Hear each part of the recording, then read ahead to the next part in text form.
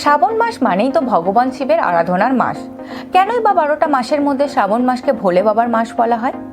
পৌরাণিক মতে সমুদ্র মন্থনের কথা শুনেছেন, যেখানে দেবতার অসুর মিলে অমৃত লাভের আশায় মন্থন করেন। বহু মূল্যবান বস্তু উঠে এসেছিল এই সমুদ্র মন্থনে, তবে তার মধ্যে যেটা মারাত্মক ভয়ানক ছিল তা হলো হলাহল বিষ, যাই ব্রহ্মাণ্ডকে ধ্বংস করে দিতে পারত। তখন দেবতাগণ মহাদেব শিবের শরণাপন্ন হন। মহাদেব তখন এই ব্রহ্মাণ্ড বাঁচাতে হলাহল পান করেন, তাই তো তার নাম নীলকণ্ঠ। হলাহল পান করার কষ্ট থেকে মুক্তি দিতে দেবতাগণ শিবের মাথায় গঙ্গাজল, দুধ, ঘি, মধু, দই, বেলপাতা ইত্যাদি ঢালতে থাকে। এই প্রত্যেকটি উপকরণের অর্থ আছে, যেমন গঙ্গাজল যা শুদ্ধতার প্রতীক, দুধ ঠান্ডা রাখার উপায় ও পবিত্রতার প্রতীক, ঘি ও মধু ঐশ্বর্যের প্রতীক, বেলপাতা ব্রহ্মা বিষ্ণু মহেশ্বরকে একসাথে আরাধনা করা যায়। এতক্ষণ যে পৌরাণিক গল্প শোনালাম তা শ্রাবণ মাসে হয়েছিল, তাই তো শ্রাবণ মাসকে মহাদেব শিবের মাস বলা হয়।